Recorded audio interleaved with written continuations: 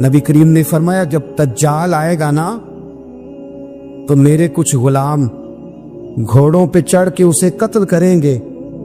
قربان جاؤں محبوب کے انداز گفتگو پہ۔ حضور فرمانے لگے وہ جو میرے غلام اسے قتل کریں گے نا، میں ان غلاموں کے نام جانتا ہوں۔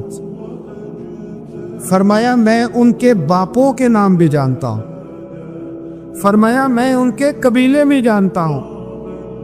محبوبہ تیرے کرم پہ قربان جائیں۔ حضور فرمانے لگے جن گھوڑوں پہ چڑھ کے وہ جہاد کریں گے میں ان گھوڑوں کے رنگوں کو بھی جانتا ہوں۔ حضور اونٹنی پہ ہے، احرام باندھا ہوا ہے، 1,40,000 کم و بیش غلام سامنے کھڑے، عرفات کا میدان۔ محبوب فرمانے لگے پہلا جملہ، جو درد والے تھے وہ تڑپ گئے، یہ سارے درد والے تھے لیکن کچھ زیادہ مزاج شناس تھے۔ محبوب نے پہلا جملہ کہا، حضور فرمانے لگے لوگوں جس طرح آج اکٹھے ہوئے ہیں شاید اس کے بعد دوبارہ ہم اکٹھے نہ ہوں۔ پہلا اعلان ہی کر دیا کہ یہ تمہارے ساتھ جو آج خطبہ ہے نا اس میں اشارہ دے دیا کہ دوبارہ نہیں جمع ہوگے، اگلا حج نہیں کرنا، بس ختم ہوئی بات۔ یہ آخری پہلی بات ہی حضور نے یہ بیان۔ اب وہ اتنے دل نرم ہو گئے حضور کی بات سن کے، آنکھوں میں آنسو اس طرح آ گئے، طبیعت کا ملان اتنا بڑھ گیا کہ ہر ایک کا دل کشکول بن گیا، ہر طرف سے آہیں اور سسکیاں ہیں کہ حضور کے وہ جملے یوں صحابہ لے رہے تھے جب آپ سے کوئی کہہ دے کہ بھائی بس بھائی یہ وقت بس آخری ملاقات کا ہے، تو پھر انہوں نے وہ تو حضور کی ہر بات ہی توجہ سے سنتے تھے، پر یہاں جو انداز بن گیا وہ انوکھا بن گیا۔ فرمایا شاید دوبارہ ملاقات نہ ہو۔ پھر میرے کریم محبوب صلی اللہ تعالی علیہ وسلم نے فرمایا جس طرح تمہارے لیے یہ شہر حرمت والا ہے، مکہ حرمت والا ہے نا، ایک نیکی کرو تو مکے میں 1,00,000 کا ثواب، حرم مکہ میں ایک گناہ کرو تو وہ بھی 1,00,000 لکھا جاتا، حرمت والا ہے، بڑی عزت والا ہے۔ فرمایا جس طرح یہ گھر عزت والا ہے کعبہ، جس طرح یہ شہر عزت والا ہے، فرمایا جس طرح آج کا دن حرمت والا ہے۔ مسلمانوں میں تمہیں بتا کے جا رہا ہوں، تمہیں سمجھا رہا ہوں، اسی طرح میں نے تم سب پر ایک دوسرے کے مال اور عزت کو حرمت والا کر دیا ہے۔ اور صحابہ کو نا حضور نے پہلے یہ سبق پورا حضور نے پوچھا، یہ بھی ذرا کمال ہے، یہ بخاری مسلم کی حدیث ہے۔ حضور نے صحابہ سے پوچھا 9 ذی الحج ہے، جمعے کا دن ہے، ذی الحج کا مہینہ ہے، سب کو پتہ ہے، دیکھیں نا آپ جمعہ پڑھنے ہیں تو میں آپ سے کہوں کہ آج آپ کون سا دن ہے تو آپ کہیں کہ جناب جمعہ ہے، عجیب آدمی ہے جمعہ پڑھا رہے ہو، لیکن جو صحابہ کا انداز ہے وہ اور ہے۔ حضور نے پوچھا آج یہ کون سا مہینہ ہے؟ یہ ادب ہے، یہ مقام ہے، یہ وہ مقام ہے جہاں بہت سارے صرف عقل والے بندے جو ہوتے ہیں نا وہ بیچارے گرتے پڑتے ہیں، کہتے ہیں جی بات آتی ہو تو بتانی چاہیے، یہ کیا بات ہوئی جی بندہ بولے ہی نا، یہ کیا لیکن کچھ لوگ ایسے ہیں جن کا دھارا ادب کچھ اور ہوتا ہے، انہیں ڈھیروں باتیں بھی آتی ہوں تو ہر جگہ بات کرنے کی نہیں ہوتی، سب جگہ کہانیاں سنانے کی نہیں ہوتی۔ حضور نے فرمایا کون سا مہینہ ہے؟ قربان جائیں بھیا کو زبان ہو کے کہنے لگے واللہ و رسولہ عالم، اللہ جانے اللہ کا رسول جانے، سانو تے قید سجن دا گہنا ہے، او جنج رکھے اساں اونج رہنا ہے، ہمیں کیا پتا؟ پوچھا کسی نے، لکھا ہے صوفیاء نے، کسی نے پوچھا اوے تمہیں پتہ نہیں، کہنے لگے چپ کر، ہمیں کیا پتا کون سا مہینہ ہے؟ تو حضور نے فرمایا آج تاریخ کون سی ہے؟ میں سب کو پتا تھا نا 9 ذی الحج کو یہ حج ہوتا ہے، کون سی تاریخ ہے؟ کہا واللہ و رسولہ عالم، اللہ جانے اللہ کا رسول جانے۔ قربان جائے حضور نے پوچھا دن کون سا ہے؟ سب کو پتا ہے جمعہ ہے، کہنے لگے واللہ و رسولہ عالم، اللہ جانے اور اللہ کا۔ وہ صحابہ بتا کیوں نہیں رہے؟ پہلے محبت کہتے ہیں، صحابہ کا جواب یہ تھا ہمیں کوئی مہینوں سے غرض ہے، ہمیں کوئی دن سے غرض ہے، ہمیں کوئی تاریخ سے غرض ہے؟ آجیو آؤ شہنشاہ کا روزہ دیکھو، کعبہ تو دیکھ چکے، کعبے کا بھی کعبہ دیکھو، ہمیں تو محبوب سے غرض ہے۔ مہینہ تھا ذی الحج کا، اگر حضور کہہ دیتے ذی الحج نہیں ذی قعدہ ہے تو ہم نے ذی قعدہ ہی بنا لینا تھا۔ تاریخ تھی 9، اگر حضور فرما دیتے 11 ہیں تو ہم نے 11 ہی بنا لینی تھی. دن تھا جمعے کا, اگر حضور کہتے پیر ہے تو ہمیں کیا لگے, ہمیں تو محبوب کی رضا چاہیے. آپ دیکھیں نا, ایک صحابی کے ہاتھ ذرا لمبے تھے تو حضور نے فرمایا یا ذوالیدین, اور لمبے ہاتھوں والے. ان سے کوئی پوچھتا نام کیا ہے تو کہتے میرا نام ہے 2 ہاتھوں والا. او بھائی میرے بھی 2 ہیں, تم کیوں 2 ہاتھوں والا؟ کہنے لگے یہ نہیں مجھے پتا, مجھے نبی پاک نے کہا 2 ہاتھوں والا. تو ٹھیک ہو گئی جو حضور نے نام رکھ دیا. تو حضور سید عالم نے پوچھا, پھر حضور نے حرمت یاد کرائی, فرمایا یاد رکھو یہ دن بھی بڑی عزت والا ہے, جمعے کا ہے, یہ مہینہ بھی بڑی حرمت والا ہے, ذی الحج کا ہے, یہ تاریخ بھی بڑی حرمت والی ہے. لیکن فرمایا جس طرح اس دن کی, اس شہر کی, اس مہینے کی تم نے عزت کرنی ہے, اسی طرح ایک دوسرے کے مال کا, ایک دوسرے کی عزت کا تم نے پاس کرنا. مسلمان بھائیوں, خدا را یہ حضور کہہ رہے ہیں یار, نبی پاک نے کعبہ کے سامنے کھڑے ہو کے فرمایا بیت اللہ تیری بڑی شان ہے, تیرا بڑا مرتبہ ہے, لیکن فرمایا میرے مومن کی عزت رب کی نظر میں کعبے سے بھی زیادہ ہے. ہم کیسے بیٹھ کے یار, ہم کیسے جرأت کرتے ہیں کسی کی پگڑی کھولنے کی کونے میں بیٹھ کے؟ ہم اپنے گھر بیٹھ کے کسی پر تبصرہ کر گئے, کسی بندہ مومن کی عزت اچھال گئے, بالکل پتہ نہیں تھا بات کا, اور ہم نے کہانی بنا دی پوری کی پوری, داستان سرائی کر گئے. صبح سے شام تک ہماری گپ شپ کا عنوان کیا ہے؟ کسی نہ کسی کا شکوہ, کسی نہ کسی کی شکایت, یہ ہماری گپ شپ ہے. خدا را حضور نے تو خطبہ حجۃ الوداع میں پہلا سبق یہ دیا تھا کہ میرے جانے کے بعد ایک دوسرے کی عزت کرنا, اور اسی خطبے میں ایک جگہ پہ فرمایا یہ نہ ہو کہ میرے جانے کے بعد تم ایک دوسرے کی گردنیں مارنے لگ جاؤ. ایک دوسرے کی عزتوں کا خیال کرنا, پاس کرنا. مسلمانوں, میرے عزیز بھائیوں, بزرگوں, عزتوں کا دفاع شروع کریں. تھوڑی دیر کے لیے اپنی زبان لوگوں کے اوپر تبصرہ کرنے سے کنٹرول میں لائیں. کچھ چیزیں ایسی, میں مختلف شہروں میں جاتا ہوں, جس شہر میں گئے وہاں لوگوں نے یہ کہا جناب یہاں جو مولانا ہے نا, بعض لوگ یہ باتیں بڑی چسکے لے کے سنتے ہیں, یہاں جو مولانا ہے نا وہ کچھ نہیں کرتے, آپ بڑے اچھے ہیں. یہاں جو پیر صاحب ہیں وہ بڑے گڑبڑ ہیں, آپ بڑے اچھے ہیں. تو میں ان سے کہتا ہوں کہ میں اس لیے اچھا ہوں کہ میں تھوڑی دیر کے لیے آیا ہوں, میں نے چلے جانا ہے. اور دوسری بات یہ کہ مجھے آپ جتنا مرضی اچھا کہہ لیں, میں نے رخصت ہو جانا ہے 2-3 گھنٹوں کے بعد. یہاں جس آدمی کا آپ شکوہ کر رہے ہیں نا, آپ اس کو جنازے کے لیے خبر کریں نہ کریں, اسے پتہ چل گیا نا محلے میں جنازہ ہو گیا, تو اسے کوئی کام بھی ہوا تو اس نے کہنا یار نہیں محلے میں فوتگی ہوگی, میں نے جنازہ پڑھانا ہے, اس نے جانا نہیں. تو کمزوریاں تو سب جگہ ہوتی ہیں, لیکن ان کمزوریوں کی وجہ سے آپس میں بغض پیدا کر لیا جائے گا. اور پھر کمال بات ہے نا کہ اپنی ساری کمزوریوں سمیت اپنے آپ سے پیار ہے, اپنے آپ سے محبت ہے, اور دوسرے کی ایک کا پتہ چل جائے تو ہمیں گھن آنے لگ جاتی. تو حضور نے خطبہ حجۃ الوداع کے موقع پر یہ بات ارشاد فرمائی. دوسرا حضور نے فرمایا لوگوں یاد رکھنا کہ خطبہ حجۃ الوداع میں نبی پاک نے فرمایا, یہ حضور خطبہ دے رہے ہیں, اور اس وقت دے رہے ہیں جب حضور صحابہ کو بتا چکے ہیں کہ یہ آخری ملاقات ہے.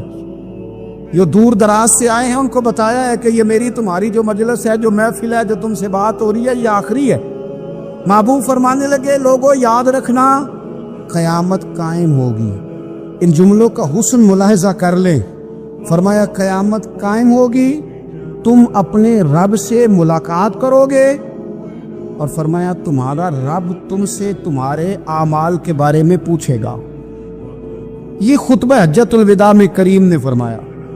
صبح تم اٹھے, کیا عمل کیا, اللہ پوچھے گا. کسی سے ملاقات ہوئی, طرز کیا کی, سوچ کیا تھی, اللہ پوچھے گا. لین دین میں کیا معاملات تھے, تمہارے اعمال کے, اللہ سے ملاقات ہوگی, وہ کھڑا کر کے پوچھے گا. اور حدیث میں کئی جگہ پہ حضور نے فرمایا وہ تم سے سوال کرے گا, تمہیں جواب دینا ہے. میرے عزیز بھائیوں, تیار رہنا چاہیے, تیار. ہم نہ منت کرتے ہیں آخری دن ہونا, تنخواہ دار لوگ کہتے ہیں یار یہ آخری ایام چل رہے ہیں, کوئی خرچہ نہ بتاؤ, اس لیے کہ حساب کے متھے لگنا ہے. آخری دنوں میں بجٹ کے دنوں میں لوگ پریشان ہوتے ہیں کہ حساب دینا ہے. جب رب سے ملاقات کریں گے اور وہ حساب مانگے گا کتنا مشکل کام ہے. اور ایک مقام پہ حضور نے فرمایا جس سے اللہ نے حساب مانگا وہ تو الجھ گیا. دعا کرو وہ حساب مانگے نہ بے حساب ہی بخشش فرما دے. نبی پاک صلی اللہ تعالی علیہ وآلہ وسلم نے ارشاد فرمایا اسی خطبہ حجۃ الوداع میں. حضور فرمانے لگے سن لو میں نے تم تک اللہ تعالیٰ کا پیغام پہنچا دیا ہے. اب جس شخص کے پاس امانت رکھی ہو اس پر لازم ہے کہ وہ امانت اس تک پہنچا دے جو اس کا مالک ہے.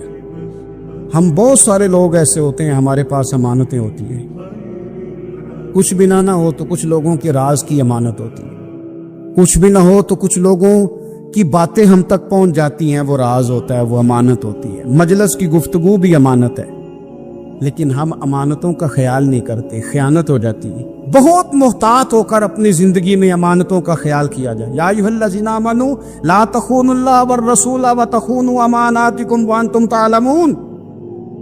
اللہ فرماتے ہیں ایمان والو نہ رب سے خیانت کرنا, نہ رب کے رسول سے خیانت کرنا, نہ آپس میں ایک دوسرے سے خیانت کرنا, جانتے بوجھتے ہوئے یہ کام نہ کرنا. وانتم تعلمون, جانتے ہو تمہیں پتہ ہے. کبھی بھی بددیانتی کا مظاہرہ نہ کریں اپنی زندگی میں, کبھی بھی. اور یہ بھی یاد رکھ لیں بچوں کو کیا پتا کہ ہمارا ابا حلال لا رہا ہے کہ حرام لا رہا ہے. آپ لا رہے ہیں نا تو وہ تو بیچارے بھولے پن میں کھا رہے ہیں, تو حساب آپ نے دینا ہے. جنہ لی تو پاپ کمائے ہن کتھے نہیں ہو تیرے کر دے بلانا. تو بچوں کا تو یہ معاملہ ہے بھائی اللہ ماشاءاللہ کہ وہ وقت پہ ہی شادی کے 10-15 دن کے بعد ہی ان کو پیغام مل جاتا ہے کہ اگر ہمارا علیحدہ گھر ہو تو میں مرضی سے سجاؤں, تو میں مرضی سے سنواروں, تو میرا کوئی مطلب اپنا سلسلہ ہو. تو بڑے ٹائم پہ ساری باتیں شروع ہو جاتی ہیں, وہ تو معاملہ ہی بالکل اور ہے. تو بالکل کسی بھی امانت میں کبھی بھی خیانت کرنے کی کوشش نہ کریں. اور یاد رکھیں مال حرام جہاں آتا ہے وہاں بڑی تباہی آتی ہے. جہاں لوگ بددیانت ہو جاتے ہیں وہاں معاملات بڑے خراب ہو جاتے ہیں.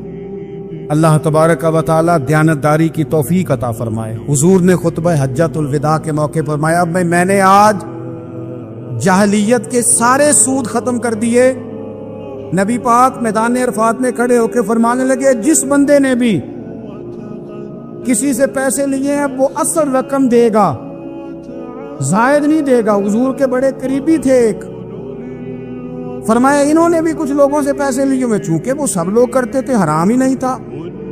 فرمایا میں ان کو بھی حکم دیتا ہوں کہ یہ اصل رقم وصول کریں گے, کسی سے ایک پائی بھی زیادہ وصول نہ کریں گے. نبی پاک صلی اللہ تعالی علیہ وسلم نے خطبہ حجۃ الوداع میں ایک باریک بات حضور نے بھی, یہ آپ نے ضرور سمجھنی ہے, بالخصوص جو لوگ تھوڑا دین پر عمل کر رہے ہیں, جن کا لبادہ مذہبی ہو گیا, جنہیں لوگ حضرت صاحب, قاری صاحب, علامہ صاحب, مفتی صاحب, حاجی صاحب, بزرگوں کہہ کے بلاتے ہیں, وہ اس پر توجہ کریں. میرے نبی پاک صلی اللہ علیہ وسلم نے خطبہ حجۃ الوداع کے موقع پر ارشاد فرمایا لوگو شیطان اب مایوس ہو گیا ہے, وہ تم سے بتوں کی پوجا نہیں کرا سکے گا. ہاں وہ تمہیں چھوٹے چھوٹے گناہوں میں مبتلا کرے گا, وہ تم سے چھوٹے چھوٹے عیب کرائے گا, تم سمجھو گے یہ تو غلطی کوئی نہیں. فرمایا اس سے بچ کے رہنا. اب وہ مایوس ہو گیا, بتوں کی پوجا نہیں کرا سکتا, تمہیں اپنی پوجا نہیں کرا سکتا, لیکن چھوٹی چھوٹی غلطیاں.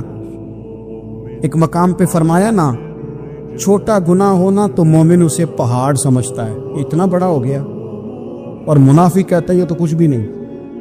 تو اپنی زندگی کے اندر چھوٹی چھوٹی کوتاہیاں, حضرت سعدی فرمایا کرتے تھے سیلاب اچانک نہیں آتے, پہلے چھوٹا سا سوراخ ہوتا ہے دریا کے کنارے, اسے بند نہ کیا جائے پھر بڑا ہو جاتا ہے, پھر وہ ٹائم آتا ہے کہ بند ٹوٹ جاتا ہے, بستیاں ڈوب جاتی ہیں.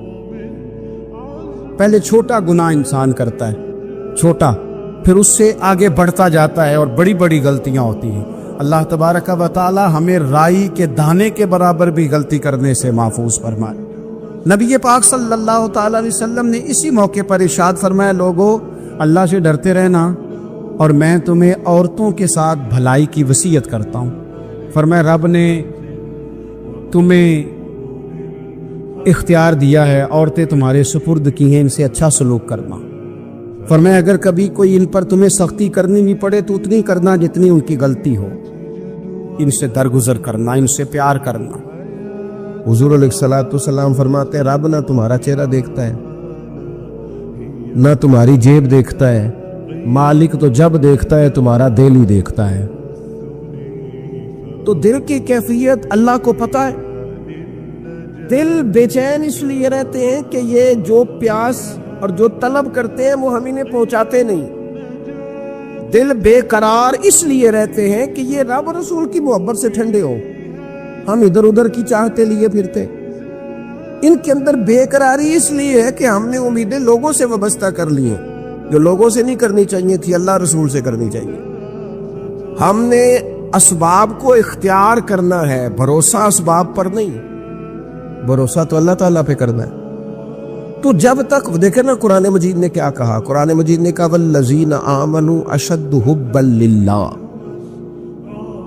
فرمایا وہ لوگ جو ایمان لے آئے وہ اپنے رب سے شدید محبت کرتے، اپنے رب سے پیار کرتے ہیں۔ ان کے سجدے بوجھ نہیں، ان کے سجدے تو لذت ہے۔ انہیں نماز کے لیے لانا نہیں پڑتا، جبر نہیں کرنا پڑتا، ان کے تو دل کھچے چلے آتے ہیں۔ ان کو تو پیار ہو گیا، رات ساری بیت گئی اور ایک سجدہ بھی مکمل نہ ہوا۔ وہ تو مال چونکہ اللہ نے دیا ہے تو راہ خدا میں خرچ کرتے وقت ان کی طبیعت کسی قسم کا تکلف نہیں محسوس کرتی، کوئی بوجھ نہیں محسوس کرتی، چونکہ وہ ہر چیز سے بڑھ کر اللہ رسول سے پیار کرتے ہیں۔ تو یہ چیزیں ان کے سامنے کبھی بھی رکاوٹ نہیں بنتی، اور دل میں سب سے زیادہ محبت اللہ کی، اور جہاں تک تعلق ہے میرے رسول پاک کا، اللہ کریم نے فرمایا النبی اولیٰ بالمؤمنین من انفسہم، فرمایا یہ جو نبی ہے نا یہ تو مومنوں سے ان کی جانوں سے بھی زیادہ قریب ہے۔ تو ہر وقت دل کی دھڑکنوں میں، روح کی ٹھنڈک میں، قلب میں، دل میں، روح میں، ذہن میں جو چیز ہر وقت سمائی ہے نا مومنوں کے، وہ رسول پاک کی ذات ہے۔ اگر رات ساری بندہ یہی سوچتا رہے کہ سویرے یار کس طرح کام چلانا ہے، پیسے کیسے آئیں گے، جو میرے پاس 2 لاکھ ہے اسے 6 کیسے کرنا ہے، اور یہ 6 ہے یہ 12 کیسے ہو سکتا ہے، اور جناب یہ دنیا میری کیسے آگے بڑھ سکتی ہے، اور یہ جو پلاٹ پڑا ہے نا میرے گھر کے بالکل سامنے کیسے کچھ چکر چلے کہ میرا ہو جائے، گاڑی ہے ذرا چھوٹے ٹائروں والی بڑے ٹائروں والی کیسے آ سکتی ہے۔ اگر 24 گھنٹے منصوبہ بندی دنیا حاصل کرنے سے دین منع تھوڑا کرتا ہے۔ حضور نے تو فرمایا محنت کر کے کمائی کرنے والا اللہ کا دوست ہے، منع نہیں ہے، لیکن ہر وقت اسی گنتی میں رہنا، اسی کے شمار میں رہنا، الجھ جانا، اور جو اصل چیز تھی اس کو چھوڑ جانا۔ ہم نا نیکی کرتے ہیں، مومن ہوتے ہیں، لیکن اس کی لذت نہیں پاتے۔ یعنی اگر نماز پڑھ کے بھی بندہ قرار نہ حاصل کرے، اگر وہ خیرات کر کے بھی اس کی ٹھنڈک نہ محسوس کرے، مسجد آ کے محفل کرا کے محفل میں بیٹھ کے پھر بھی اس سے کوئی روحانیت نہ پا سکے، اس نے 20 علماء سنے، اس نے درجنوں خطباء سنے، اس نے ساری زندگی گزار دی، لیکن اس کے دل کی کیفیت ہی نہ بدلی، وہ لذت خاص ہی اسے نصیب نہ ہو، تو پھر اسے سوچنا چاہیے نا کہ دل میں نا اللہ تعالیٰ نے نا ہر چیز 2 بنائی ہے، ہونٹ 2، آنکھیں 2، کان 2، ہاتھ 2، پیر، دل اللہ نے ایک ہی بنایا۔ یہ نہیں ہو سکتا کہ چلو ایک طرف مجھے رکھ لو ایک طرف کسی اور کو رکھ لو، دل ہی ایک بنایا ہے۔ وہ کہتا ہے بس دل ایک ہے تو رب رسول ہی رہیں گے اس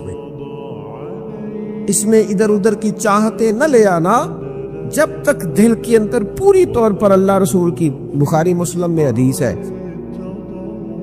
نبی پاک علیہ الصلوۃ والسلام نے فرمایا اگر تم چاہتے ہو نا تمہیں ایمان کی لذت نصیب ہو، آپ زیادہ غور کریں میری بات پر، ایک ہے کھانا، ایک ہے مزیدار کھانا، ایک ہے مومن ہونا اور ایک ہے مومن ہونے کا مزہ آنا، لذت نصیب ہونا کہ میں صاحب ایمان ہوں۔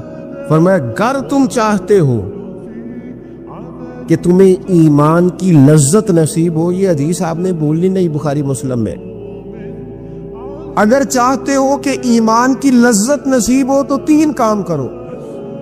یا رسول اللہ صلی اللہ تعالی علیہ وسلم کون کون سے؟ حضور فرمانے لگے پہلا کام یہ کرو کہ ہر چیز سے بڑھ کر اللہ رسول سے محبت کرو. لیکن یہ نیرا نعرہ نہیں لگانا، یہ غور کرنا ہے، پیسوں پر اچھی طرح غور کر کے سوچ لینا ہے کہ پیسے زیادہ پیارے ہیں کہ اللہ رسول.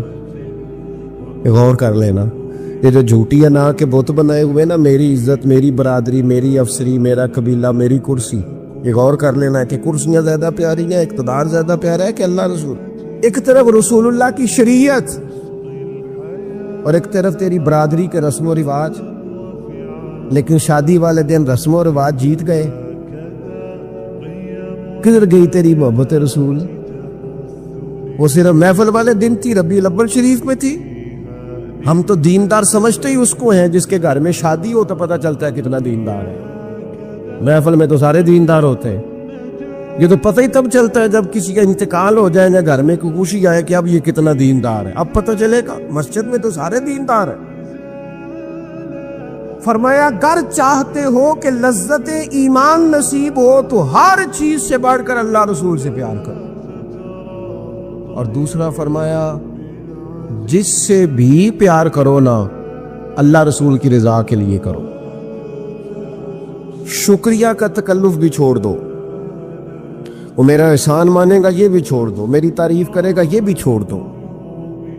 فقط اللہ رسول کی رضا کے لیے رشتے بنانے شروع کرو. مومن ہونے کا مزہ آئے گا. جتنے ہم شکوے کرتے ہیں نا رشتہ داروں کے، بھائیوں کے، قبیلوں کے، برادریوں کے، یہ سارے ختم ہو جائیں اگر ہم محبت اللہ رسول کی وجہ سے کرنی شروع کر دیں.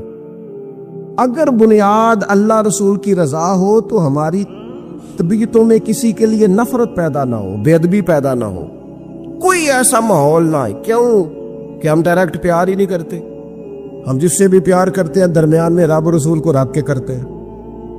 اور حضور فرماتے ہیں قیامت کے دن رب اعلان کرے گا، اللہ فرمائے گا وہ کہاں ہیں جو دنیا میں میری رضا کے لیے آپس میں پیار کرتے تھے.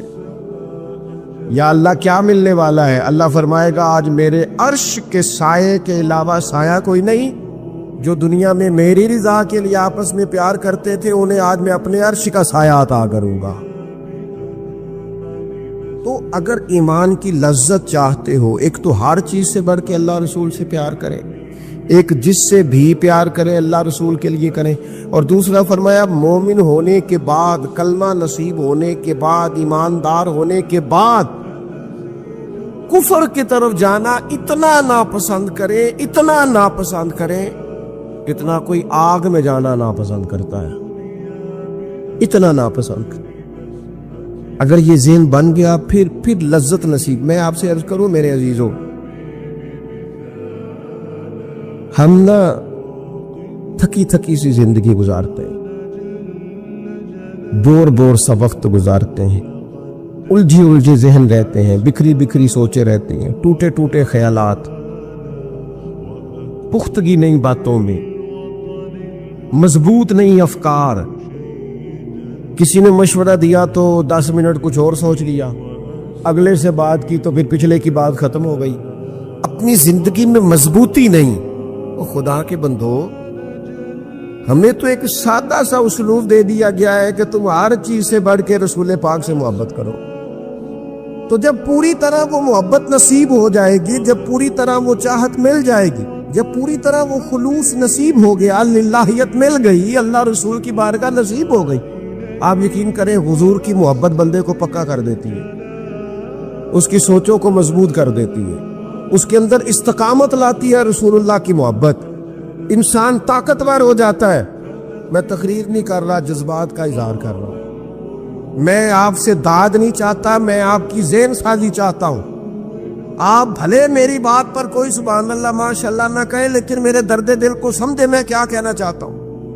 دوستو، حضور کی محبت مضبوط کرتی ہے، مضبوط طاقتور کر دیتی ہے.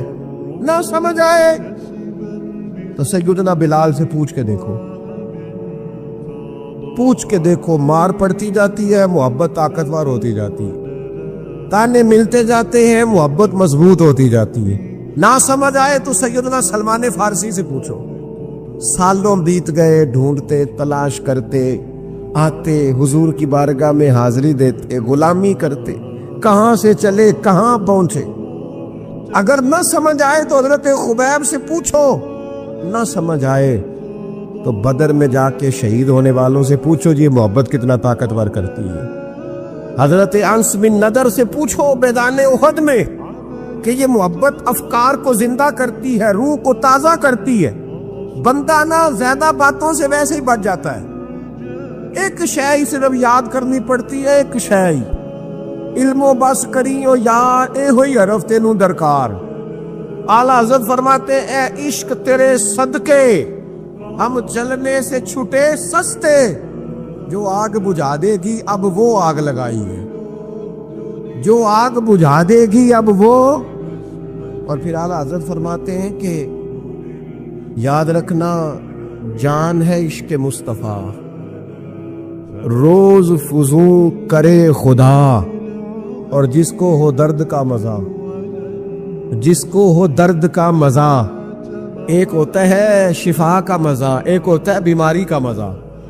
یہ حضور کی محبت کی وہ والا درد ہے کہ یہ مزیدار ہے۔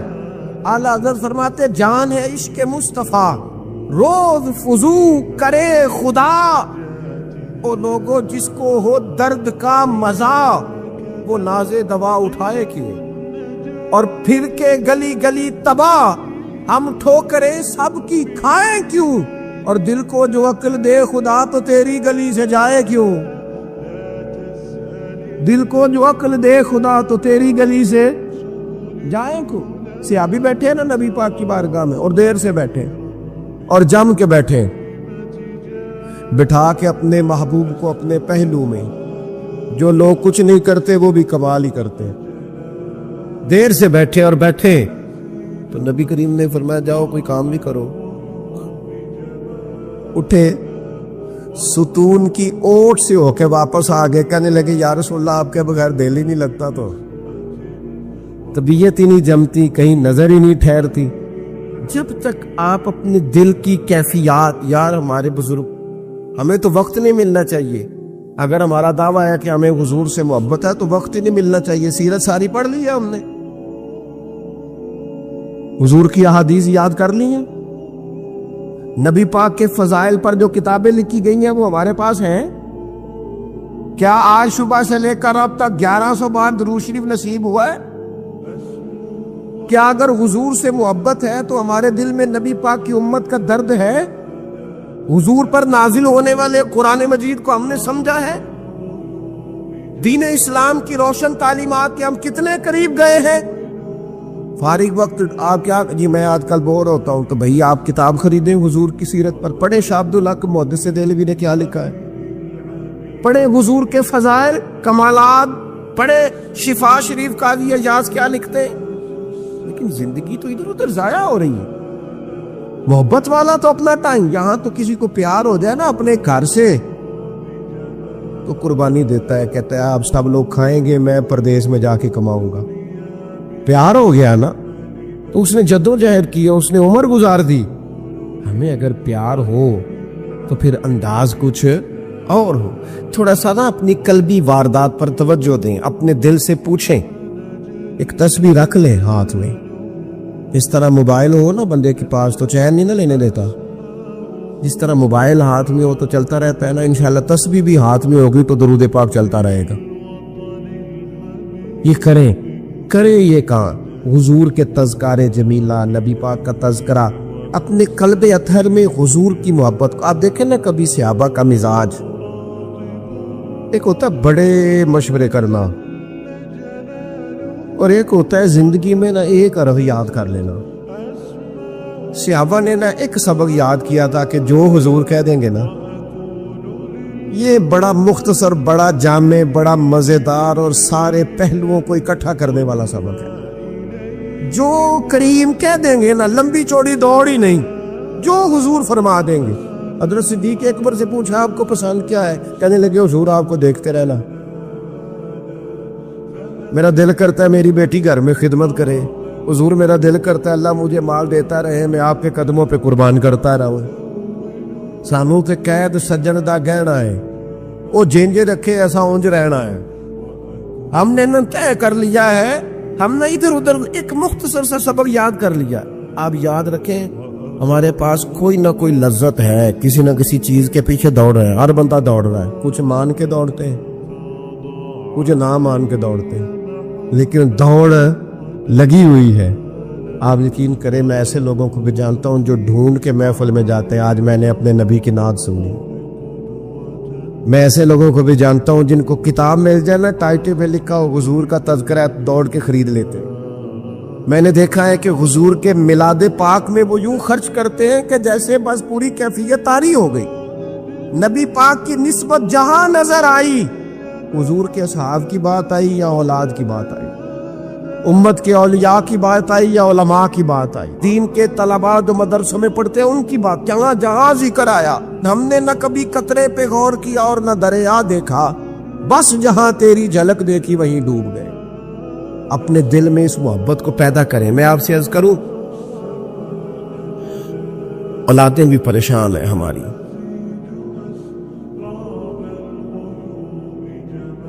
ہم نے بچوں کو پیسے دیے ہیں، ٹائم نہیں دیا، ہم نے بچوں کو گھر دیا ہے، خاندانی ماحول نہیں دیا۔ اب شکوہ صرف بچے سے نہیں کہ وہ موبائل پہ ہے، ابا بھی تو موبائل پہ ہی ہے نا، وہ بھی تو نہیں نا چھوڑ رہا۔ بچے جو چھوٹے موٹے سوالات اپنے ماں باپ سے پوچھتے تھے تو ایک خاندانی روایات، ان کا حسن منتقل ہوتا تھا، وہ اب رخصت ہو رہا ہے۔ بچے اپنے گھروں میں، آپ کو پتہ ہے یہ صحابہ کی اولادیں کیوں جان قربان کرتی تھی نبی پاک پہ؟ انہوں نے گھر میں جو دیکھا تھا نا اپنے ماں باپ کو کرتے، تو وہ تیار تھے، ایک سے ایک بڑھ کر تھا۔ حضرت عمر بن جموح جنگ میں آئے تو چاروں بیٹوں سمیت آئے، اولادیں ساتھ آئیں ان کی، کیوں؟ انہوں نے اپنے بچوں کو وقت دیا، ٹائم دیا، ان کی تربیت کی۔ دیکھیں، ایک ہے میں تقریر کروں، تقریر سے بھی بچے سیکھیں گے، ایک ہے کہ جو ان کا باپ کرتا ہے۔ میں اکثر ایک مثال دیتا ہوں، میں کہتا ہوں کہ کئی دفعہ گھر میں نا اماں کہتی پتر چپ کر جا، تیرا ابا آج کل پریشان ہے، ناراض ہو جائے گا، چپ کر، ابھی بات نہ کرنا، کاروباری ٹینشن چل رہی۔ ہوتا ہے کہ نہیں؟ پتر آج نہ بات کرنا، آج تیرے ابا جی کا موڈ نہیں ٹھیک، ہوتا ہے نا؟ تو کبھی کبھی یوں بھی ہونا کہ ابا بستر میں رو پڑے تو پتر اٹھ کے جا کے پوچھے اماں جی خیر ہے، تو اماں بھی رو پڑے، اماں بتاؤ تو صحیح ہوا کیا؟ آپ تو اماں کے پتر تمہارے باپ کو نا حضور کا مدینہ یاد آ رہا ہے۔ آپ یقین کریں یہ رنگ اولاد پہ وہ رنگ چڑھائے گا، یہ انداز وہ انداز سکھائے گا۔ ابا پیسوں کے لیے تو روز روتا ہے، زمینوں جائیدادوں کے لیے روتا ہے، میرا کاروبار نہیں چلتا، روتا ہے۔ کاش یہ کبھی حضور کی محبت میں روئے، یہ کبھی اس درد سے تڑپے، کبھی اس کی وہ کیفیت بنے، تو بچے کو کہنا نہیں پڑے گا۔ اپنوں کے تو آنسو دیکھ کے بندے کے آنسو آ جاتے ہیں۔ حضرت ذوالقرنین رضی اللہ تعالیٰ عنہ، اللہ تعالیٰ نے انہیں زمین میں اقتدار دیا تھا۔ 4 لوگ دنیا میں ایسے ہو چکے ہیں جنہیں اللہ تبارک و تعالیٰ نے پوری دنیا میں اقتدار دیا، ایک وقت میں پوری دنیا کا ایک ہی بادشاہ۔ 2 مسلمان تھے، 2 کافر۔ مسلمانوں میں حضرت سلیمان علیہ السلام اور جناب ذوالقرنین علیہ السلام، اور کافروں میں بخت نصر اور نمرود۔ یہ 2 لوگ ہیں جنہیں اللہ نے پوری دنیا میں اقتدار دیا، اور پھر اس کے بعد آنے والے وقت میں اللہ تعالیٰ امام مہدی کو سارا اقتدار عطا فرمائے گا پوری دنیا کا۔ حضرت ذوالقرنین کے بارے میں 2 روایات ہیں، ایک تو یہ ہے کہ وہ نبی تھے اور ایک یہ ہے کہ نہیں وہ ولی تھے، لیکن مجھے حضرت مولا علی شیر خدا رضی اللہ تعالیٰ عنہ کا قول ملا ہے جس میں آپ نے فرمایا کہ نہیں وہ نبی نہیں تھے، تو اس لیے میرا نظریہ یہی ہے کہ وہ اللہ کے ایک نیک بندے تھے۔ اللہ نے انہیں پوری زمین میں اقتدار دیا، وہ ایک مہم پہ نکلے، ان کا ارادہ بنا کہ میں ذرا دنیا کا چکر لگاؤں، تو انہوں نے سفر شروع کیا کہ میں دیکھوں ذرا سورج غروب کہاں ہوتا ہے، تو فرماتے میں پہنچا، بڑا گیا، لیکن میں اس مقام تک پہنچ گیا جہاں سورج غروب ہوتا ہے، تو پھر میں نے دیکھا کہ ایک سیاہ کنواں ہے جس کے اندر جا کے وہ چھپ گیا ہے، لیکن رب کریم کی اس حقیقت تک میں پہنچ سکا نہیں۔ پھر آپ فرماتے ہیں کہ میں آگے نکلا تو مجھے ایک قوم کے بارے میں بتلایا گیا جو بڑی خونخوار قوم تھی، بڑی خونخوار، اس کو یاجوج اور ماجوج کہا جاتا ہے۔ یہ قوم اتنی خونخوار تھی کہ یہ درندوں کو بھی کھا جایا کرتی تھی، اتنے لمبے چوڑے ان کے قد تھے، اتنے زیادہ طاقتور تھے کہ سانپ اور بچھو بھی کھا جاتے تھے۔ یہ نکلا کرتے تھے سبزے کے دنوں میں تو ساری کھیتیاں اجاڑ جاتے تھے، ہر چیز تباہ کر جاتے تھے، حتیٰ کہ انسانوں تک کو کھا جاتے تھے۔ تو حضرت ذوالقرنین جب وہاں پہنچے، اللہ تبارک و تعالیٰ نے انہیں ان مظلوم لوگوں کا مددگار بنایا جن پر یاجوج اور ماجوج کی قوم ظلم کرتی تھی۔ انہوں نے آپ سے کہا کہ حضور مہربانی فرمائیں، اس قوم سے تو ہماری جان چھڑائیں۔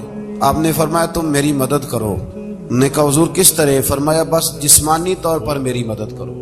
تو آپ نے پھر وہاں ایک دیوار بنائی، لوہا کاٹ کر، سیسا پگھلا کر، پتھر ڈال کر ایک بڑی موٹی تازی دیوار بنائی، اور اتنی اونچی بنائی، اور پھر اس کے چاروں جانب آگ جلائی تاکہ وہ لوہا اس طرح پگھل جائے کہ وہ دیواروں کے ساتھ چپک جائے، تاکہ کوئی آدمی پیر رکھنا چاہے تو پیر رکھ کے اس پہ چڑھ نہ سکے۔ آپ نے وہ دیوار بنائی۔ اب اس قوم کا حال یہ ہوا کہ وہ اس کے اندر قید ہیں، وہ صبح جب اٹھتے ہیں تو اس کو توڑنا شروع کرتے ہیں، توڑتے رہتے ہیں، تو جب شام ہوتی ہے تو ان میں سے ہر روز ایک شخص کہتا ہے اتنی رہنے دو، باقی کل کریں گے۔ لیکن جب وہ سویرے اٹھتے ہیں تو اللہ تعالیٰ اس دیوار کو پھر سے مضبوط فرما دیتا ہے۔ نبی کریم علیہ الصلوۃ والسلام نے فرمایا قرب قیامت میں ایک وقت آئے گا، قیامت کے قریب جا کے ایک ٹائم ایسا آئے گا کہ اس مخلوق میں سے ہی ایک شخص پکارے گا اور پکار کے کہے گا کہ اب سو جاؤ انشاءاللہ۔ اللہ ان کی زبان پہ جاری کہے گا اب سو جاؤ اور سویرے انشاءاللہ یہیں سے شروع کریں گے۔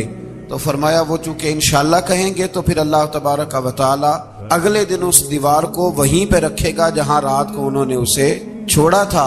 اگلے دن وہ توڑیں گے تو دیوار ساری ٹوٹ جائے گی، اور پھر اللہ تبارک و تعالی کا فضل ہوگا تو مسلمان کی طرف وہ بڑھیں گے، وہ قتل و غارت کریں گے، پھر سے وہی درندگی کریں گے۔ تو پھر حضرت عیسیٰ علیہ السلام ان کے لیے دعا کریں گے۔ تو دعا کا یہ حال ہوگا کہ ان کے وجود پر کچھ ایسی چیزیں برآمد ہوں گی جن کی وجہ سے وہ مر جائیں گے، ختم کر دیے جائیں گے۔ قیامت کے قریب جا کے وہ دوبارہ آئیں گے۔ اس کے بعد پھر اللہ تبارک و تعالیٰ نے سورہ کہف کی آخری آیات میں 7 سمندر اور ان جیسے اور بھی آ جائیں، فرمایا 7 سمندر ہوں اور ان جیسے اور بھی آ جائیں اور مل کر وہ روشنائی بن جائیں تو میرے رب کے کلمات ختم ہونے سے پہلے سمندر ختم ہو جائیں گے۔ اور آخری آیت میں اللہ تعالیٰ نے فرمایا کہ اے رسول صلی اللہ تعالی علیہ وسلم آپ کہہ دیجئے کہ میں تمہاری طرح ہی ایک بشر ہوں، انا بشر مثلکم، میں بھی تمہاری طرح ایک۔ اب مثلکم کا بہت سارے لوگوں نے ترجمہ اپنی طرح کا کر لیا ہے، حالانکہ حضور صلی اللہ تعالی علیہ وسلم نے فرمایا کہ بشر ہونے میں تمہاری طرح ہوں، رسول ہونے میں تمہاری طرح نہیں، اللہ کا حبیب ہونے میں تمہاری طرح۔ اور وہ یہ جو میں کہہ رہا ہوں نا نہیں، تو یہ صحیح بخاری کے لفظ ہیں۔ حضور نے فرمایا ایکم مثلی، کون ہے تم میں جو میری طرح ہو؟ اور تو اپنے رسول کے بارے میں یہ کہے کہ بکریاں چرا رہے تھے تو معاذ اللہ انہیں پتہ ہی نہیں تھا کہ میں نبی بن جاؤں گا، ایسی کوئی بات نہیں۔ اعلیٰ حضرت فرماتے ہیں اللہ اللہ وہ بچپنے کی پھبن، یعنی بچپن میں بھی رنگ ڈھنگ نرالے تھے میرے رسول کے۔ اللہ اللہ وہ بچپنے کی پھبن، اس خدا بھاتی صورت پہ لاکھوں سلام، اس خدا بھاتی صورت پہ۔ اور مرحوم اعظم چشتی نے بھی ایک جملہ بڑا خوبصورت کہا، اس نے کہا تیری حیات پاک کا ہر لمحہ پیغمبر لگے۔ انہوں نے اپنے چچا کو بے جان بتوں کی عبادت سے روکا، عذاب الہی سے ڈرایا۔ اس نے کہا کہ آپ ہمیں ہمارے خداؤں سے پھیرنا چاہتے ہیں، اس سے رک جائیں ورنہ ہم آپ کو سنسار کر دیں گے۔ ابراہیم علیہ السلام نے کہا کہ میں آپ کے لیے اپنے رب سے استغفار کرتا رہوں گا، وہ مجھ پر بہت مہربان ہے۔ تو اللہ تبارک و تعالیٰ نے انہیں اسحاق علیہ السلام بیٹے اور یعقوب علیہ السلام پوتے کی بشارت دی، اور یہ بھی فرمایا کہ یہ دونوں نبی بھی ہوں گے۔ پھر آیت نمبر 51 سے لے کر 58 تک مختلف انبیاء کا ذکر ہے۔ اللہ تعالیٰ نے اس میں فرمایا کہ حضرت موسیٰ کو برگزیدہ رسول، نبی اور اللہ کا رازدار کہا گیا، اور حضرت ہارون کی نبوت کا بیان بھی ہوا، اور حضرت اسماعیل کو وعدے کے سچے، نماز اور زکوٰۃ کا حکم دینے والے رسول اور نبی اور اللہ کا پسندیدہ قرار دیا گیا۔ ادریس علیہ السلام کو صدیق نبی قرار دیتے ہوئے فرمایا کہ ہم نے ان کو بلند جگہ پہ بٹھایا ہے۔ کہاں ہے ادریس علیہ السلام؟ چوتھے آسمان میں بھی، اور جنت کا قول بھی ہے۔ 2 روایتیں ان کے بارے میں ملتی ہیں، ایک تو یہ ہے کہ وہ حضرت ملک الموت سے ایک دفعہ کہنے لگے تو میرا یار نہیں بن جاتا، اللہ ہی بھلا کرے، حضرت اسرائیل کو کہنے لگے دوست بن کا بن جاتے ہیں, دوستی ہو گئی. فرمانے لگے یار موت کا ذائقہ کیسے چکھاتا ہے؟ کہنے لگا میں آپ کو چکھا دیتا ہوں. آپ کو موت کا ذائقہ چکھایا اور دوبارہ پھر روح ڈال دی, آپ اٹھ کے بیٹھ گئے. کہنے لگے دوزخ تو دکھا, نے وہ بھی دکھا دی. فرمایا جنت تو دکھا, جنت بھی دکھائی. تو کہنے لگا واپس چلیں. فرمانے لگے اب تو نہیں جانا. کیوں؟ فرمایا رب فرماتا ہے ہم فیہا خالدون, جو جنت میں آئے گا یہیں رہے گا. نے کہا جناب وہ تو پہلے موت کا ذائقہ چکھنا ہے, پل صراط جو دوزخ کے اوپر ہے وہاں سے گزرنا ہے. تو آپ فرمانے لگے یہ دونوں کام میں کر چکا ہوں اور تو نہیں کرائے, لہذا میں آ گیا ہوں تو میں نے یہیں پہ رہنا ہے. اب حضرت ملک الموت علیہ السلام نے عرض کی مالک یہ تیرا بندہ. فرمایا تیری دوست بھی اس کے ساتھ لگی تھی تو میری توفیق سے ہی لگی تھی, اور یہ یہاں تک آئے بھی میری توفیق سے ہی ہے. میرا ارادہ بن گیا انہیں یہاں رکھنے کا. میری طلب بھی تو تیرے کرم کا صدقہ ہے, میری طلب بھی تو تیرے کرم کا صدقہ ہے. یہ پاؤں اٹھتے نہیں بلکہ یہ اٹھائے جاتے ہیں. تو یہ بھی تو اس کا کرم ہوتا ہے نا کہ وہ کس طرح کر کے کسی کو نوازتا ہے. آیت نمبر 59 میں اللہ تعالیٰ کے فرما بردار اور سرکش بندوں کے احوال اور جو ان کے آخرت میں احوال ہوں گے ان کا ذکر کیا گیا ہے. آیت نمبر 66 میں بتایا گیا ہے کہ منکرین آخرت حیات بعد الموت کے بارے میں ہمیشہ شک میں مبتلا رہے. انہیں یقین ہونا چاہیے کہ مرنے کے بعد دوبارہ وہی خالق زندہ کرے گا جس نے پہلی بار بغیر کسی نام و نشان کے پیدا. آیت نمبر 76 میں بتایا کہ جو لوگ گمراہی میں مبتلا ہیں ان کے ابتلا میں اضافے کے لیے مہلت کی مدت بڑھا دی جاتی ہے, اور جو ہدایت یافتہ ہیں ان کو مزید استقامت نصیب ہوتی ہے. اللہ کے ہاں ثواب اور انجام خیر کے اعتبار سے باقی رہنے والی نیکیاں سب سے زیادہ بہتر. ایسی نیکیاں کریں جو باقی رہیں ہمیشہ. کیا کہتے ہیں؟ صدقہ جاریہ. آیت نمبر 81 میں فرمایا کہ مشرکین اس امید پر اللہ کے سوا معبودان باطل کی عبادت کرتے ہیں کہ مشکل میں ان کی مدد کریں گے. فرمایا ہرگز نہیں, وہ ان کے دشمن بن کے عبادت کا انکار کریں گے. آیت نمبر 88 میں بتایا کہ کفار نے اللہ کی طرف اولاد کی نسبت کر کے نہایت سخت بات کی. یہ تو اتنا سنگین جرم ہے کہ اس سے آسمان پھٹ پڑے, زمین شک ہو جائے اور پہاڑ ریزہ ریزہ ہو جائیں. مزید فرمایا کہ آسمان اور زمین میں جو کوئی بھی ہے سب اللہ کے حضور بندے بن کے حاضر ہوں گے. آیت نمبر 97 میں فرمایا جو لوگ ایمان لائے اور نیک کام کیے عنقریب رحمان لوگوں کے دلوں میں ان کی محبت پیدا فرما دے. یہ جو شرک والا معاملہ ہے نا یہ بڑا سادہ سا ہے. کچھ لوگ آج نئے فلسفی اٹھے ہیں تو وہ کچھ عجیب و غریب سی باتیں دہریوں جیسی کرنے لگے ہیں, اور بعض مضامین ہم دیکھتے ہیں تازے جو چھپتے ہیں ان کے اندر بھی وہ اشارتاً کنایاتاً مذہب کی بنیاد پر تقسیم نہیں ہونی چاہیے, انسان بحیثیت انسان قابل تکریم ہے. تو ایک بات سمجھ لیں کہ جو مکان کی رجسٹری آپ کے نام ہے اگر کوئی اور دعویٰ کرے اس کا تو آپ کو برداشت ہے؟ یہ ہو نہیں نہ سکتا میاں. ملک میں وزیر کئی ہو سکتے ہیں پر وزیر اعظم ایک ہوتا ہے, اس کو سمجھ لیں. تو جب اللہ کی توحید میں کو کسی کو شریک ٹھہراتا ہے تو بہت بڑا جرم کرتا ہے, وہ بہت بڑا جرم کرتا ہے. یوں سمجھ لیں کہ جیسے آپ کی 5 مرلے کی زمین پہ کوئی آ کے قبضہ کرے اسے مار دینے کو دل کرتا ہے. اس لیے یہ ساری زمین رب کریم کی ہے, آسمان و زمین کا خالق اور مالک. تو شرک ناپسندیدہ بات, ناپسندیدہ. سورہ طٰہٰ شروع ہوتی ہے. اس سورہ طٰہٰ میں نبی پاک صلی اللہ تعالی علیہ وسلم کو رب کریم نے فرمایا کہ محبوب قرآن اس لیے نازل نہیں کیا تھا کہ آپ مشقت میں پڑ جائیں. نبی کریم لمبی لمبی نمازیں پڑھتے تھے, لمبی لمبی. تو قرآن مجید نے کہا طٰہٰ ما انزلنا علیک القرآن لتشقیٰ, محبوب قرآن اس لیے نازل نہیں کیا کہ آپ مشقت میں پڑ جائیں.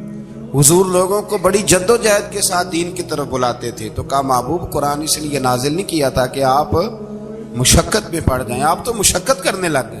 وہ یا رب اپنے محبوب کو کہہ رہا ہے, جیسے سورہ مزمل میں بات ہوئی نا کہ محبوب تھوڑا آرام بھی فرما لیا کر, محبوب تھوڑا آرام بھی فرمائے.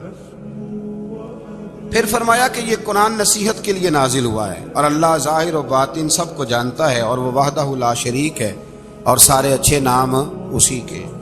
آیت نمبر 10 میں فرمایا کہ مدین سے واپسی کے سفر کے دوران موسیٰ علیہ السلام اس واقعے کا بیان کیا کہ وہ اپنی جگہ پر رکے ہوئے تھے, تو وہیں انہیں غیب سے ندا آئی کہ موسیٰ میں آپ کا رب ہوں، آپ وادی مقدس میں ہیں تو ادباً اپنے جوتے اتار دیجئے، میں نے آپ کو چن لیا ہے، میرے پیغام وحی کو توجہ سے سنیے، میں اللہ وحدہ لا شریک ہوں، میری بندگی کیجیے، میری یاد کے لیے نماز قائم کیجیے، قیامت آنے والی ہے، اسی کی طرف آپ توجہ فرمائیے۔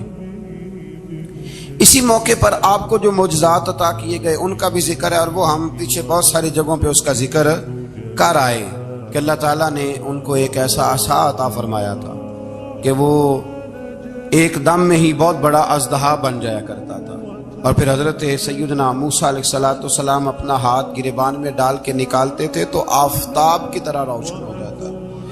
اقبال کہتے ہیں ید بیضا لیے بیٹھے ہیں اپنی آستین، ید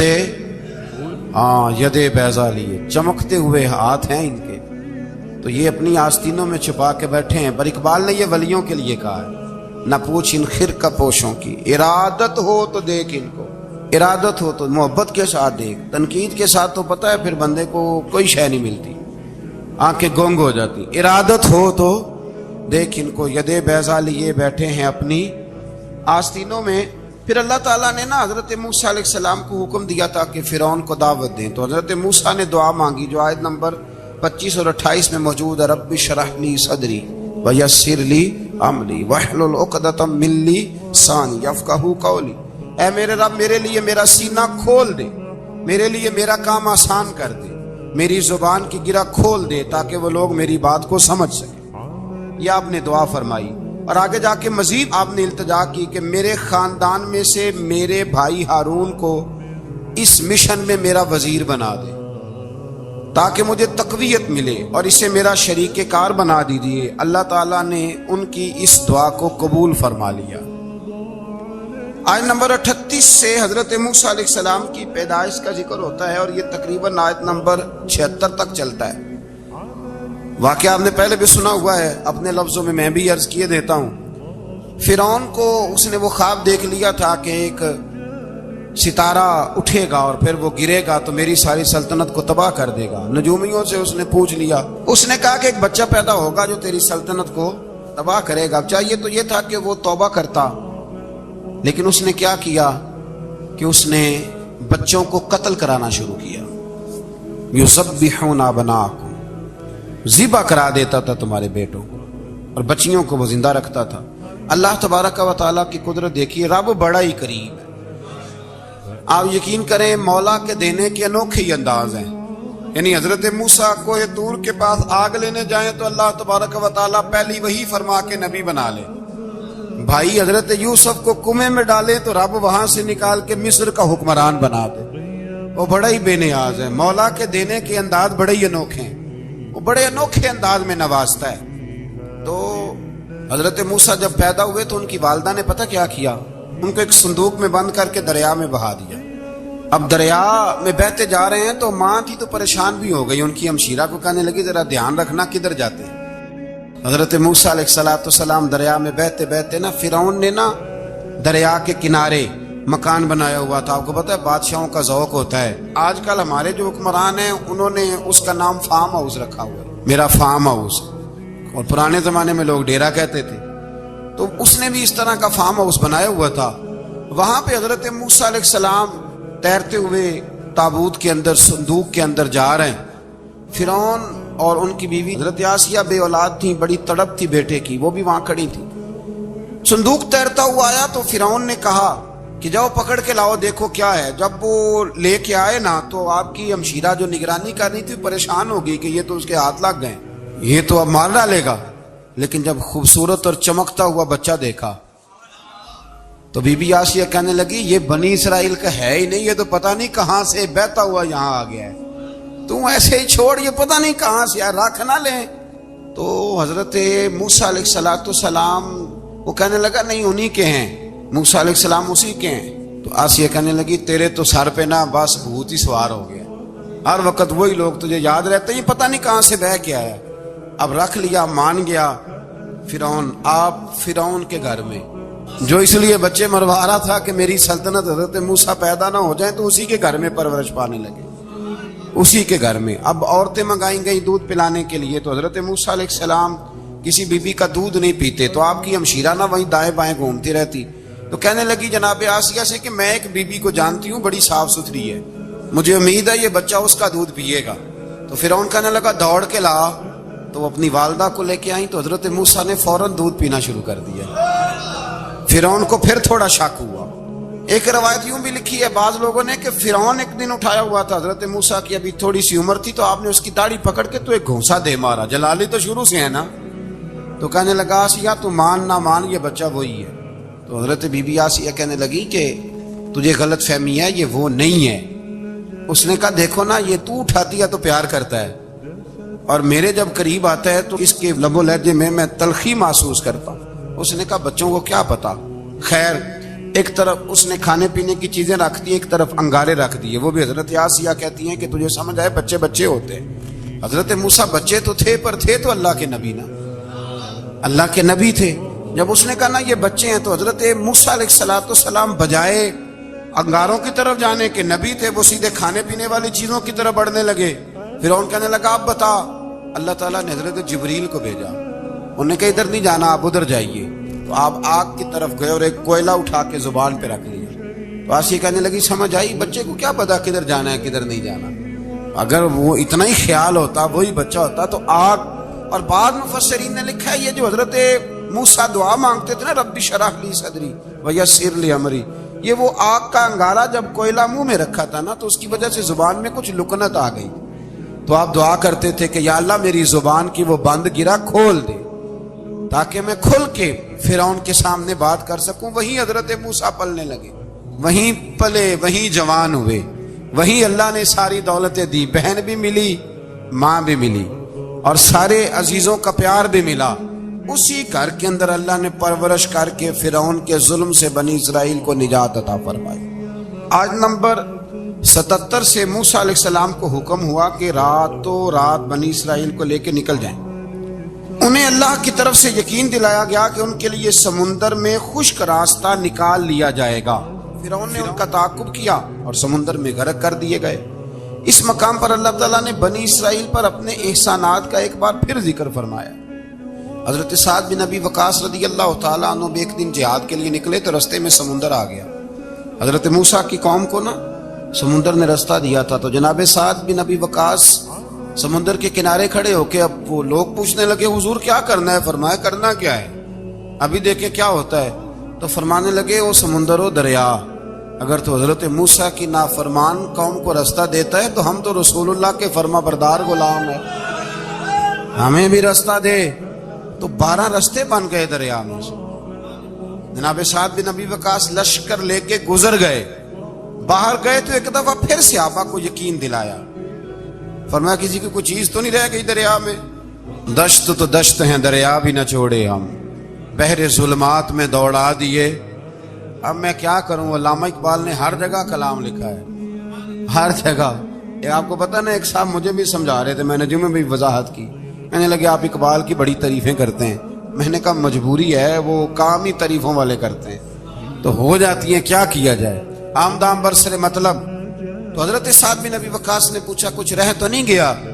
کہا جناب پیالہ رہ گیا میرا مٹی کا دریا میں. تو حضرت سعد بن ابی وقاص کہنے لگے کوئی مسئلہ نہیں, ہم رسول اللہ کے غلام ہیں. اور اس پر بڑی دلائل ہیں, وقت نہیں ہے, آگے بڑھنا ہے. فرمایا او دریا, او ہمارا پیالہ تو واپس کر دے. تو ایک لہر آئی تو پیالہ بھی کنارے پہ پھینک گئی. تو اللہ تعالیٰ نے حضرت موسیٰ علیہ السلام کو کی قوم کو وہاں سے نجات دی. آیت نمبر 85 سے سامری کا ذکر ہے. سامری ایک جادوگر تھا. جب حضرت موسیٰ علیہ السلام تشریف لے گئے نا کوہ طور پہ, تو اس نے سونے کا ایک بچڑا بنا دیا تھا, اور اس کے منہ میں ایسی تاریں اس نے لگائی تھی کہ جب ہوا چلتی تھی تو وہ تاریں بجتی تھی. مفسرین نے لکھا ہے.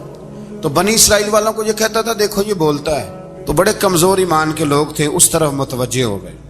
حضرت موسیٰ علیہ السلام واپس آئے تو انہوں نے پوچھا کہ یہ ماجرا کیا ہے. تو اس نے کہا کہ میں نے نا حضرت جبریل علیہ السلام کا گھوڑا جب چل رہا تھا تو ان کے پاؤں سے جو مٹی لگ رہی تھی وہ مٹی میں نے تھوڑی اٹھا لی تھی, اور وہ میں نے اس کے منہ میں رکھی ہے, جس کی وجہ سے اس کے منہ سے آواز ہے. وہ مٹی کب اٹھائی تھی وہ بھی لکھا ہے مفسرین نے کہ حضرت موسیٰ علیہ السلام نے جب کہا نا بنی اسرائیل والوں کو کہ گھوڑے ڈالو اندر، حالانکہ رستے بن بھی گئے تھے، پھر بھی کہنے لگے ایسا نہ ہو کہ اندر جائیں تو پانی پھر آ جائے، تو یہ جاتے نہیں تھے، ڈرتے تھے، کمزور ایمان کے لوگ تھے نا۔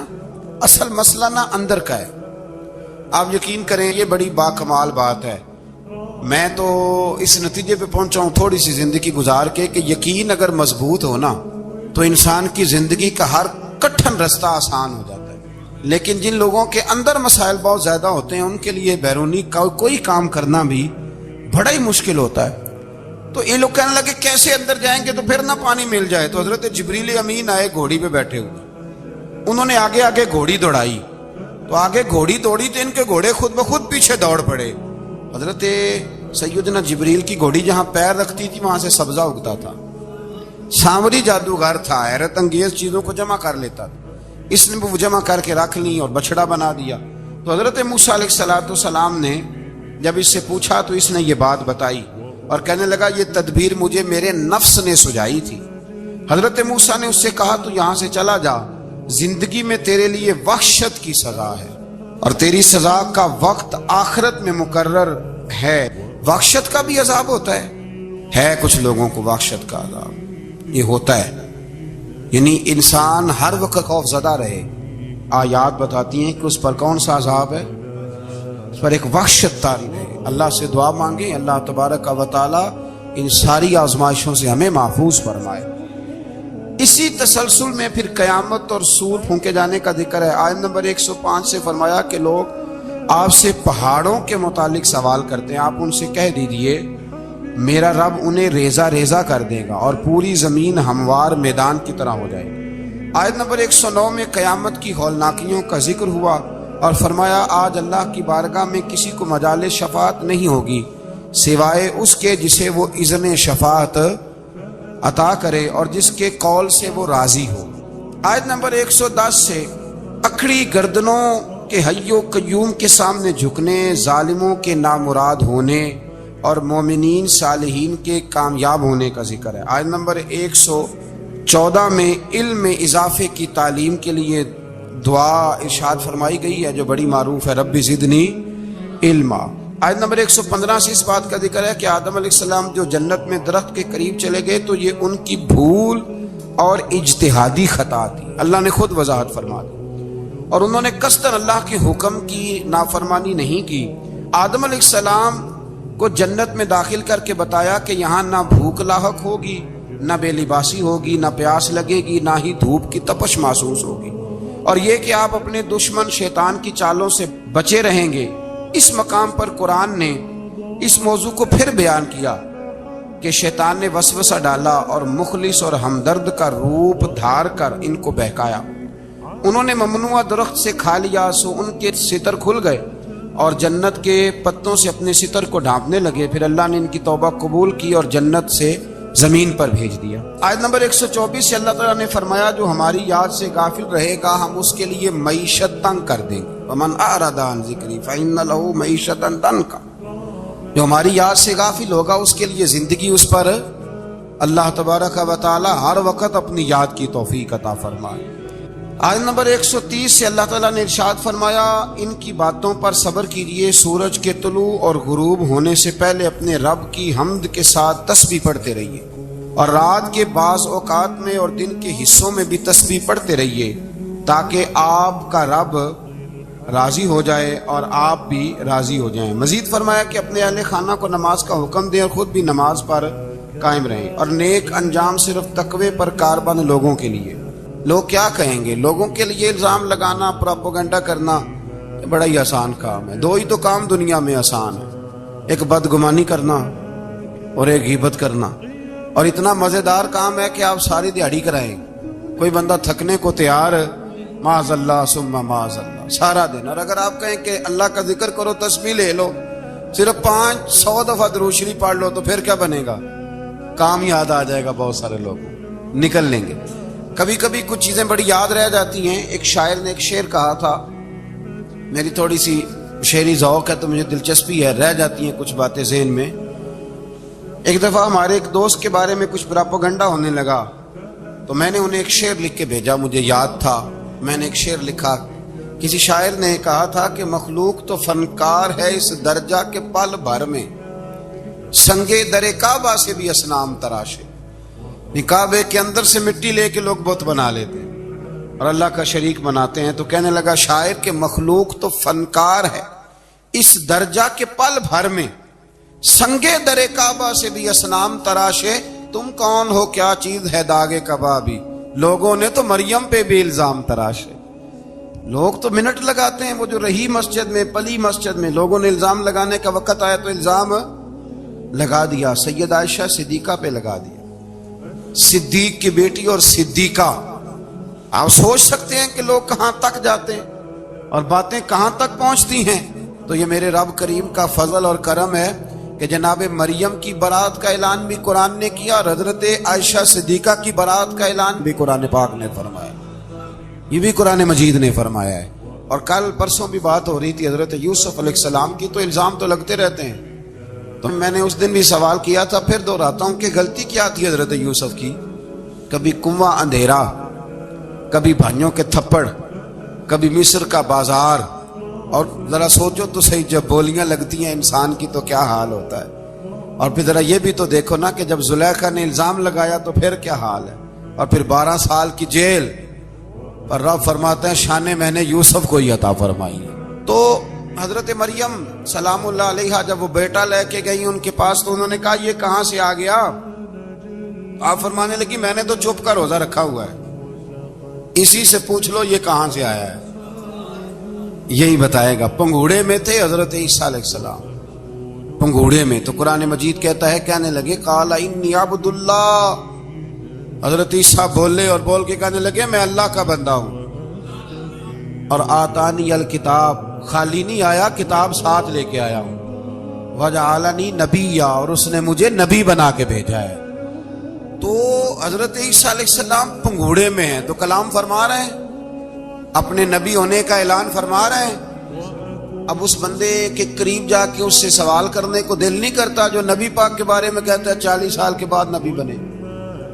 یہاں پنگوڑے میں حضرت عیسیٰ کلام کریں، پنگوڑے میں، اور وہ پنگوڑے میں کہے میں نبی ہوں، اور تو اپنے رسول کے بارے میں یہ کہے کہ بکریاں چرا رہے تھے تو معاذ اللہ انہیں پتہ ہی نہیں تھا کہ میں نبی بن جاؤں گا۔ ایسی کوئی بات نہیں۔ اعلیٰ حضرت فرماتے ہیں اللہ اللہ وہ بچپنے کی پھبن، یعنی بچپن میں بھی رنگ ڈھنگ نرالے تھے میرے رسول۔ اللہ اللہ وہ بچپنے کی پھبن، اس خدا بھاتی صورت پہ لاکھوں سلام، اس خدا بھاتی صورت پہ۔ اور مرحوم اعظم چشتی نے بھی ایک جملہ بڑا خوبصورت کہا ہے، اس نے کہا تیری حیات پاک کا ہر لمحہ پیغمبر لگے،